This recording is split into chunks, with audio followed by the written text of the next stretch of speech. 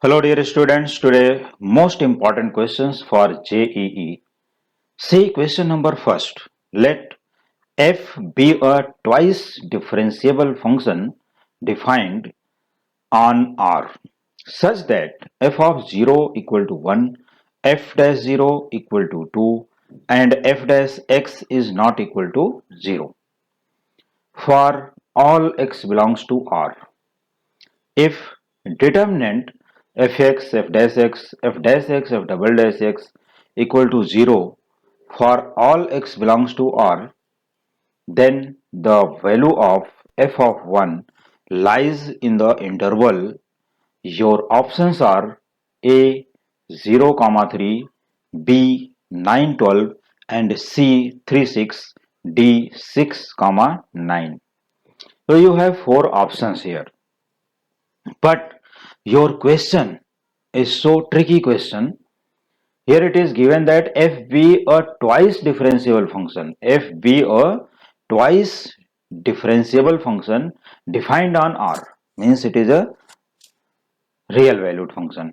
Such that f of 0 equal to 1, f dash 0 equal to 2 and f dash x is not equal to 0.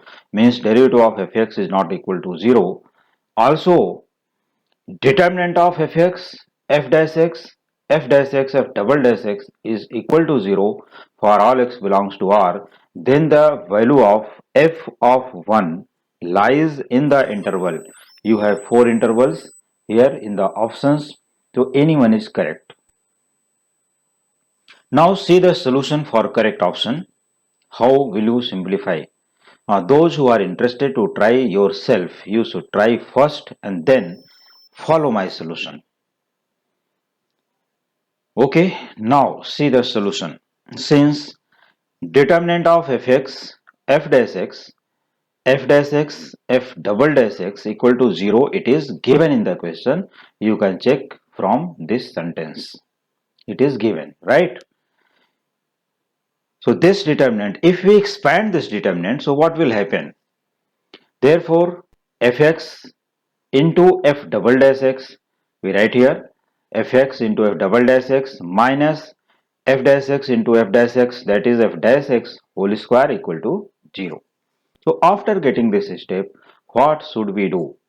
This question is related to differentiable function and differentiation also. So what should we do after this step? Dividing by fx whole square on both sides. Why this? Because it is of the form v means fx into d by dx of f dash x minus f dash x into d by dx of fx. तो अगर कोई भी numerator इस form में है कि v into D by D x of u minus u into D by D x of v equal to 0 ये दिखा रहा है, तो इसमें क्या लेफ्ट है ये बता सकते हो कि which term is left here?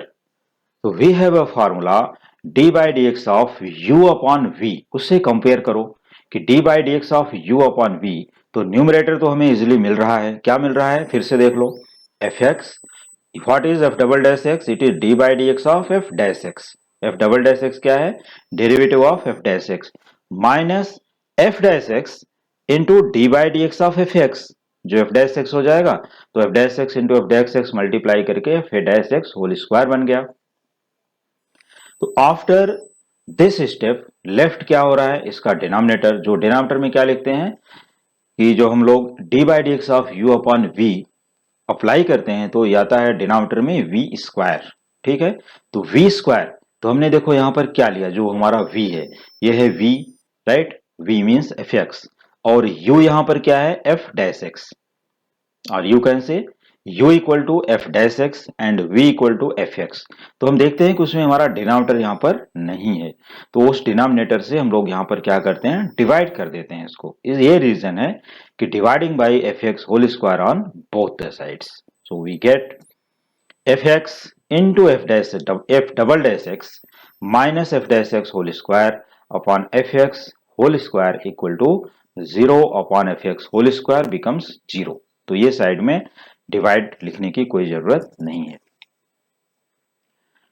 Now it is of the form fx means v into d by dx of u minus f dash x into d by dx of fx upon fx whole square. So entire part is the d by dx of f dash x upon fx equal to 0. जैसा कि मैंने पहले भी बताया कि u equal to F dash x and v equal to F x. अब अगर किसी स्टूडेंट को क्लियर नहीं हुआ है तो चलो यहां से बैक चलते हैं, यहां से वापस चलते हैं कि what is D by D x of F dash x upon F X.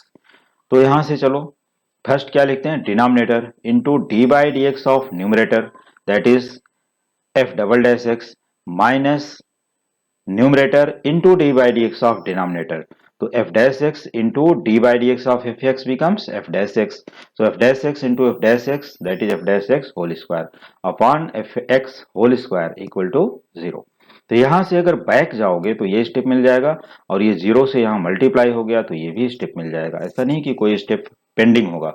और फिर इसको डिटर्मिनेंट फॉर्म में ट्रांसफॉर्म करोगे तो हमें फिर से डिटर्मिनेंट भी मिल जाएगा. मीन्स अगर हम यहां से यहां तक चलते हैं तो हमारा पूरा एक रिलेशन बनता है, एक स्टेप यहां पर बनता है. वैसे भी मैथमेटिक्स में कोई भी स्टेप नेक्स्ट स्टेप से रिलेटेड होता है और नेक्स्ट स्टेप को अगर हम लोग बैक करते हैं तो फिर प्रीवियस स्टेप से रिलेटेड होता है. तो चलो अब हम लोग आगे चलते हैं. यहाँ पर ये हमें मिल गया कि d by D x of F dash x upon F x equal to 0. अब हमें ये क्या करना है कि हमें निकालना है फंक्शन, क्योंकि हमें चलना है एफ एक्स की तरफ. हमें जैसे F dash x F x ऐसे टर्म्स मिलने चाहिए और वो मिलने के लिए हमें यहाँ पर डी बाई डी एक्स जो यहाँ पर डेरिवेटिव का टर्म है ये रिमूव करना होगा. तो इसको रिमूव करने के लिए now integrating on both sides, जब इसको इंटीग्रेट कर दोगे तो ये इसका जो d by D x part है ये खत्म हो जाएगा. तो integrating on both sides this equation we get. तो क्या खत्म होगा, integral of d by D x removed that is f dash x upon F x equal to 0 plus c that is c. तो यहां पर हो गया F dash x upon F x equal to c where c is constant of integration. तो चलो integrate करने के बाद हमें ये स्टेप तो मिल गया यहाँ पर. अब क्या करोगे, अब यहाँ डेरिवेटिव नहीं है तो चलो पुट x इक्वल टू 0 क्या कर लेते हैं, पुट x इक्वल टू 0. और ये पुट x इक्वल टू 0 करने का रीजन ये है कि हमारे क्वेश्चन में अगर बैक करके देखते हैं कि f ऑफ 0 क्या दिया है 1 और f डैश 0 दिया है 2. तो चलो इसमें पुट x इक्वल टू 0 वो इक्वेशन में करके इन दोनों वैल्यूज का यूज भी कर लेते हैं कि f of 0 1 and f dash 0 2 ये गिवन है, ध्यान रखना. तो मैं यहां पर इसको सब्स्टिट्यूट कर लूंगा. फिर put x equal to 0 therefore f dash 0 upon f of 0 equal to c. but f dash 0 equal to 2 अभी अभी क्वेश्चन में देख कर आ रहे हो.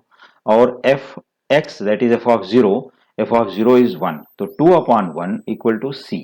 therefore c equal to 2. तो कांस्टेंट ऑफ इंटीग्रेशन में मिल गया 2.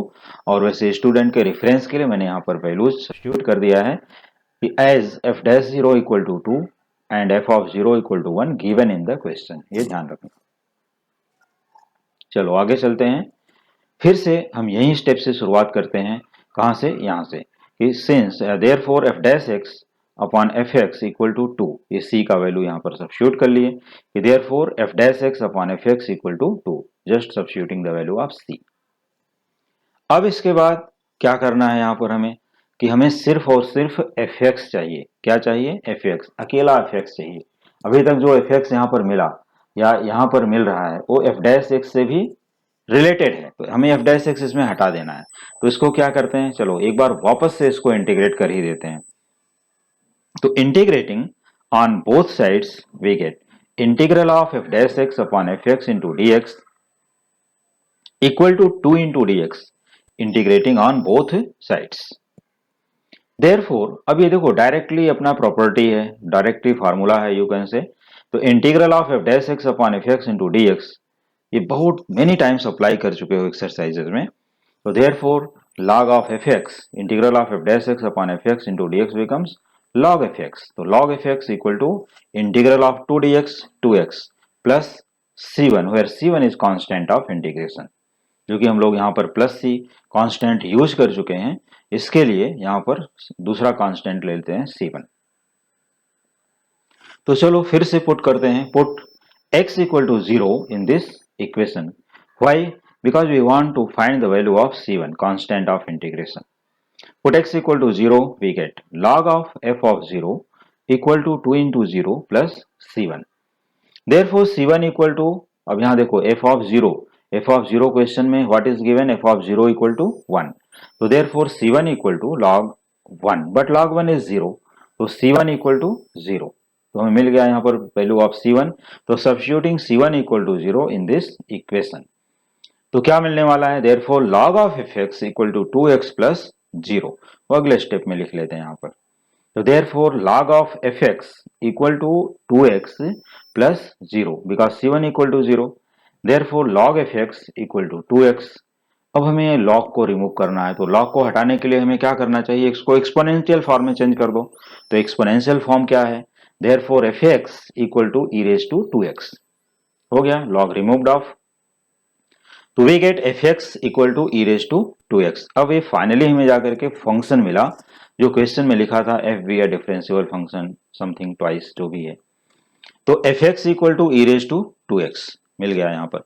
Now put x equal to 1. Therefore f of 1 equal to e raised to 2 into 1. Substituting x equal to 1 on both sides here, we get f of 1 equal to e raised to 2 into 1. That is f of 1 equal to e square. क्योंकि हमें value किसकी find करनी है कि question में पूछा गया find then f of 1 lies in the interval. उसके बाद हमें 4 ऑप्शंस दिया है, तो हम वहां तक पहुंच चुके हैं कि f of 1 equal to e raise to 2 into 1. Therefore f of 1 equal to e square. तो e की वैल्यू जो होती है वो 2.716 समथिंग ऐसा है.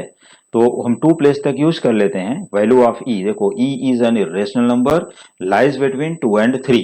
तो इसके जो डेसिमल पॉइंट में वैल्यू है वो है 2.71 up to 2 places of decimal. अगर किसी स्टूडेंट को नहीं मालूम है तो अपने मैथमेटिकल कैलकुलेटर में जाकर के देख सकते हो, वहां पर e टाइप करोगे e इक्वल टू समथिंग, ये दिखाएगा उसकी वैल्यू क्या है. या लॉग टेबल में भी ये गिवन रहता है कि value of e equal to something, वहां से भी देख सकते हो. तो e स्क्वायर, तो value of e is 2.71 whole square. तो 2.71 whole square becomes 7.34, taking the value up to 2 places of decimal only. Since e equal to 2.71, ये वैल्यू मैंने यहाँ पर दे दिया कि वैल्यू ऑफ ई ऐसा अचानक से कहीं से नहीं आकर के यहाँ पर लिख दिया गया. It is valid value given in the logarithmic table, in the scientific calculator and other places also. तो अब हम लोग यहाँ पर चलते हैं आगे कि 2.71 होल स्क्वायर बिकम 7.34. अब ये चेक कर लेते हैं कि 7.34 लाइज इन विच इंटरवल. तो चलो फिर से ऑप्शन की तरफ हम लोग चलते हैं कि 7.14 लाइज इन विच ऑप्शन. आ गए यहाँ पर. अब देखो a 0,3 नो, इसमें नहीं लाई करेगा. b 9 एंड 12 और हमारा जो ऑप्शन है वो 7.34 है, आउट ऑफ रेंज. और ये क्या है, ये भी बिलो रेंज है. तो 6 एंड 9 ऐसे इंटरवल हैं, 6-9 के बीच में 7.34 लाई करता है. Therefore option D is correct. तो इस तरह से जेईई में हमारे जो क्वेश्चन पूछे जाते हैं ये बहुत ही अच्छे और बहुत इंटरेस्टिंग और बहुत ही ट्रिकी क्वेश्चन पूछे जाते हैं. तो therefore it lies in the interval 6,9. Then you can say option d 6-9 is correct option. चलो अभी क्वेश्चन नंबर 2 भी देख लेते हैं. अभी if n is greater or equal to 2 is a positive integer, then the sum of the series n plus 1 c2 plus 2 multiplied by 2c2 plus 3c2 plus 4c2 plus 5c2 and so on plus nc2 bracket closed is what? Your options are a n into 2n plus 1 into 3n plus 1 upon 6. Option B n into n plus 1 into 2n plus 1 upon 6. And option C n into n plus 1 whole square into n plus 1 upon 12. Option D n into n minus 1 2n plus 1 upon 6. So we have 4 options. You have to find correct answer. और ये question है अपना combination formula C से related है, जो formula है NCR. तो इस तरह से हम लोग एक एक टर्म को यहाँ पर एक्सपेंड करके तो नहीं फाइंड कर सकते. सबसे पहले हमें इस सीरीज का सम फाइंड करना होगा कि what is the sum of this n series. क्योंकि n टर्म्स तक है nc2, क्योंकि यहाँ 2c2 से स्टार्ट हुआ है, 2c2 से लेकर के, क्योंकि यहाँ पर दिया है कि n is greater or equal to 2, मतलब इसमें n इक्वल टू 1 के लिए यूज नहीं करना है, तो n is greater or equal to 2 से स्टार्ट करते हुए 2c2 plus 3c2 plus 4c2 plus 5c2 and so on plus nc2 is what. तो सबसे पहले अगर हम इस सीरीज का वैल्यू निकाल लेते हैं तो हमारा सोल्यूशन काफी आसान हो जाएगा। तो चलिए आते हैं इसके सोल्यूशन पर और देखते हैं कि इसका सोल्यूशन कैसे मिलेगा। For the solution since n plus 1c2 plus twice 2c2 plus 3c2 plus 4c2 plus nc2 equal to, ये हमें क्या दिखाता है, क्या लिख सकते हैं। देखो 2c2 plus 3c2 has no formula. अगर हम यहाँ पर कुछ भी अप्लाई करते हैं तो हमारे पास कोई फार्मूला नहीं है। तो हम आते हैं इस फार्मूले पर। सबसे पहले यहाँ पर एक फार्मूला देखो कि NCR plus 1 plus NCR equal to n plus 1 CR plus 1, और you can say NCR plus NCR minus 1 equal to n plus 1 CR। ये दोनों में से कोई भी एक फार्मूला अप्लाई करोगे, किसके लिए, ये फर्स्ट टू टर्म्स के लिए। तो हम देखते हैं कि यहाँ पर 2c2 है और यहाँ 3c2 है, तो हमारे जो वैल्यूज हैं r के, इसमें 1 का डिफरेंस होना चाहिए जो नहीं है। तो 1 का डिफरेंस यहाँ बनाने के लिए हम 2c2 को क्या लिख सकते हैं। देखो 2c2 का वैल्यू यहाँ पर एक्सप्लेन किया हूँ, 2c2 इक्वल टू 1। तो 3c3 क्या होता है, ये भी तो 1 होता है। तो 2c2 can be written as 3c3। If we write here instead of 2c2, if we write here 3c3, so no effect on the question because 2c2 is 1 and 3c3 is also 1 and 3c3 is required for the formula. So 3c3 plus 3c2 plus 4c2 plus and so on plus nc2। ठीक है, ये reason है कि हमने 2c2 को 3c3 में convert किया because of this formula और दिस फार्मूला। फिर से एक बार रिपीट करता हूं, NCR plus 1 plus NCR equals n plus 1 CR plus 1, और NCR plus NCR minus 1 equal n plus 1 CR। ये दोनों में से कोई भी फार्मूला अप्लाई करके देख सकते हो। अगर हम लोग यहाँ पर n इक्वल टू 2 सब जगह सब्स्टिट्यूट कर दें तो न्यूमरेटर क्या होगा, और r इक्वल टू 2 रख देते हैं। n भी, n क्या रखना है यहाँ पर, सॉरी n इक्वल टू अगर हम यहाँ पर 2 रखते हैं तो हमें यहाँ पर जो वैल्यू मिलेगी वो सॉल्व करने के लायक यहाँ पर वैल्यू मिल जाएगी। तो इस तरह से ये सब कैलकुलेशंस चेक करके देख सकते हो। तो वैल्यू अगर हम लोग यहाँ सब्स्टिट्यूट करके देखें तो हमें क्या मिलेगा, n इक्वल टू 3 सब्स्टिट्यूट करना है तो यहाँ पर हो जाए, और r इक्वल टू 2 तो ये हो जाएगा 3c2 plus 1 that is 3c3 plus 3c2, और यहाँ हो जाएगा 3 plus 1 that is 4c2 plus 1 that is 4c3। ठीक है, तो 3c3 plus 3c2 becomes 4c3। Remaining terms will be same, remaining term का कोई टेंशन नहीं। n plus 1c2 plus twice 3c3 plus 3c2 plus 4c2 plus and so on plus nc2। Therefore, it is equal to n plus 1c2 plus 2 3c3 plus 3c2 becomes 4c3 by using this formula or this formula। क्योंकि यहां पर भी अगर n equal to 3 रख दो और r equal to 3 रख दो तो हमें ये सभी टर्म्स मिल जाएंगे। ठीक है, तो 4c3 हो गया, 3c3 plus 3c2 4c3 plus 4c2 plus 5c2 plus and so on plus nc2। अब इस तरह से फिर से अगर हम लोग ये दोनों टर्म को प्लस करते हैं, अब देखो आगे का टर्म तो सेम टू सेम यहाँ पर लिखना है, equal to n plus 1c2 plus twice 4c3 plus 4c2 becomes 5c3 again by same formula. तो 5c3 4c3 plus 4c2 becomes 5c3 plus next term will be 5c2 plus and so on plus nc2। Again 5c3 plus 5c2 becomes 6c3, and here n plus 1 c2 plus twice multiplied by 6c3 plus 6c2 plus and so on plus nc2। तो इस तरह से हम लोग सम करते जाएंगे और यहाँ पर ये सीक्वेंस ऐसे चलता रहेगा। तो इस तरह से मैं यहाँ 7c3 8c3 and so on ये टर्म्स में मिलते रहेंगे, चलते रहेंगे ऐसे इसी तरह से। तो अगर हम लोग ये फाइनली जा करके देखें, जैसे यहाँ पर 6c3 और यह 6c2, ये कंपेयर करो, इन दोनों में क्या सिमिलरिटी, क्या डिफरेंस है। देखो value of n is same and value of r is greater by 1 from here. ये 2 है तो यहाँ पर 3 है। तो इस तरह से अगर ये nc2 है तो जस्ट बिफोर इसका टर्म क्या होगा, जस्ट बिफोर, ये हम प्लस करते करते करते करते एक बार यहाँ तक पहुंचेंगे। तो ये nc2 है तो just before this nc3, just before this will be nc3। तो nc3 प्लस nc2, देखो 6c3 प्लस 6c2, अगर मान लो हम 6 को n कर दिए, यहाँ क्या मिलेगा nc3 प्लस nc2 मिल गया ना, ये लास्ट टर्म हो गया सम। मीन्स ये पूरे सीक्वेंस जो यहाँ पर ब्रैकेट है, ये पूरे ब्रैकेट का सीक्वेंस का सम हमें यहाँ पर इजिली मिल गया कि ये जो ब्रैकेट है पूरा इसका सीक्वेंस, ये पूरा सम हो गया NC3 plus NC2। Therefore, it is equal to n plus 1 C2 plus twice NC3 plus NC2। तो n plus 1 C2 plus twice 2 into NC3 plus NC2 और NC3 plus NC2 by using formula again n plus 1 C3। Therefore, n plus 1 C2 plus twice into n plus 1 C3। Now expand these two। तो इसका expansion सबको पता है by using formula or by shortcut n plus 1 into n upon 2 into 1। क्योंकि यहाँ पर 2 है तो expand 2 times in decreasing order and it has 3 तो expand 3 times both in decreasing order।